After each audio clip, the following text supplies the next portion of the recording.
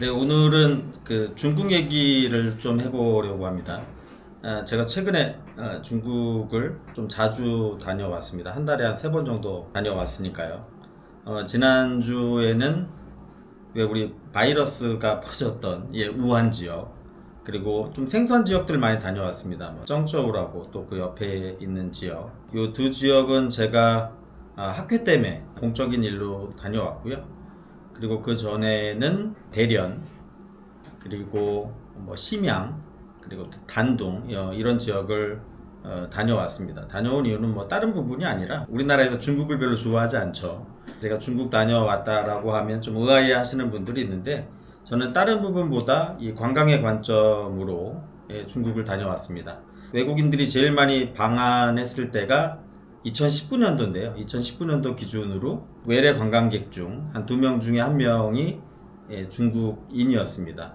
그런데 지금은 3명 중에 1명, 4명 중에 1명 정도 중국인인 것 같아요. 제 입장에서는 이게 수요 공급으로 어쨌든 외국인들이 한국에 많이 와야, 서울에 많이 와야 관광이 활성화가 되겠죠. 그래서 한중일은 우리가 어떻게 보면 뭐 중국이든 일본이든 뭐 이사 가라고 해서 이사 갈 수 있는 그런 나라는 아닙니다. 어떻게든 서로 관리하고 그 다음에 협업해서 같이 살아가야 될 이웃이죠.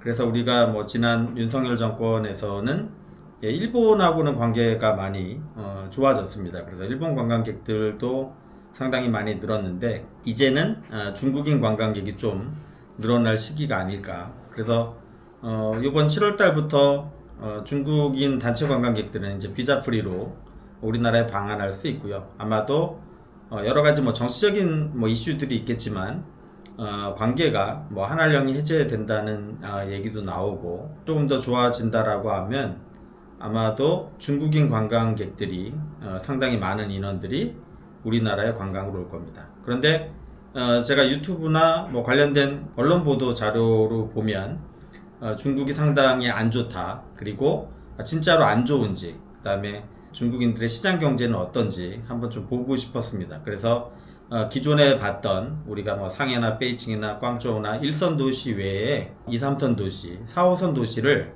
한번 좀 보고 싶었어요. 그래서 제가 최근에 좀 다녀왔습니다. 그리고 확실히 그 다녀오면서 느낀 부분이 생각보다 제가 언론에서 접하는 것보다, 그 다음에 유튜브로 접하는 것보다 실제로 가서 경험을 해보니까 제 나름대로의 어떤 뭐 기준점들이 생기겠죠. 그리고 그런 것들을 여러분들과 조금 공유할 수 있는, 나눌 수 있는 이런 시간을 가지려고 하는데요. 생각보다 중국 경기가 나쁘지는 않다. 물론 전 세계적으로 불황이기 때문에 뭐 우리나라 같은 경우도 상당히 내수 시장은 안 좋죠. 그래서 중국도 그런 부분은 있을 겁니다. 그런데 실제 중국에 가서 느끼는 부분들은 우리가 생각했던 것만큼 그렇게 안 좋지는 않고, 그리고 충분히 뭔가 양국 간의 관계가 조금 진전이 되면 한국 관광을 나올 수 있을 정도는 되는 것 같습니다. 그래서 우리가 지금 대한민국에서 느끼는 뭐 중국 관광객에 대한 부분들, 또 일부분들은 좀 왜곡된 부분도 있는 것 같고요. 이건 뭐 제 개인적인 생각입니다. 그래서 그런 부분들이 우리가 우려했던 것만큼 그렇지는 않은 것 같아요. 그래서 중국인 관광객들이 특히 저가 시장은, 저 같은 경우는 중저가 숙박시설을 제가 전문으로 하고 있으니까요. 물론 하이엔드급은 잘 모르겠습니다. 뭐 제가 하는 부분이 아니니까. 그런데 물론 이 양극화된 시장에서 중국도 마찬가지고요. 이 중저가 수요의 고객들은 충분히 나올 만한 여력이 되지 않을까. 그래서 우리 한국 관광시장에 대해서 그렇게 걱정할 부분은 아니다. 그리고 또 하나의 부분은 뭐 중국인들이 한한령이 해제가 되지 않는다고 하더라도 크게 걱정할 부분은 아닌 것 같습니다. 왜냐하면 또 이게 서울이냐 수도권이냐 지방 관광시장이냐의 차이는 있지만 제가 지금 말씀드리는 부분은 서울과 수도권에 한정된 얘기입니다. 그러면 서울과 수도권은 지금도 수요 공급이 깨져서 저희가 공급하는 객실보다 수도권을 보려고 오는 외국인 관광객이 훨씬 더 많은 실정입니다. 그래서 한한령이 해제가 되지 않더라도 향후에 최하 3년에서 5년 정도는 이 수요 공급을 깨트릴 만한 다른 이슈가 없습니다. 이게 결국에는 호텔이나 호스텔이라는 것 자체가 부동산이잖아요.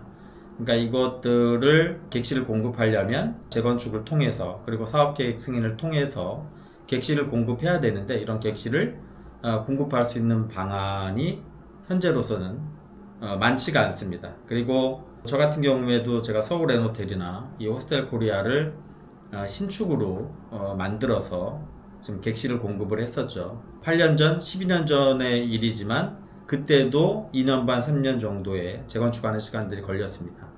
그러니까 지금 당장 내년에 뭐 중국인들이, 일본인들이, 그리고 세계인들이 한국을 관광을 하려면 최소 필요한 것들이 일단 티켓팅을 해야겠죠. 비행기를 티켓팅하고 한국에, 서울에 숙소를 예약해야 한국에 와서 관광을 할 수가 있는데 아마도 내년에 필요한 서울의 객실은 2년 전, 3년 전에 건축을 해서 공급을 해야 가능한 부분입니다. 그래서 이런 것들이 아마도 올해나 내년에 객실을 공급한다고 하더라도 실질적으로 관광객이 이 숙소를 쓸 수 있는 시간은 2027년, 2028년이 돼야 실질적으로 시장에 공급이 가능하지 않을까. 그래서 그 사이는 제가 생각하기로는 리모델링을 통해서 아니면 소규모 재건축을 통해서 호스텔이라든지 게스트하우스급의 에어비앤비에 객실을 공급하는 것이 훨씬 더 수요 공급을 대처할 수 있는 방안이 아닌가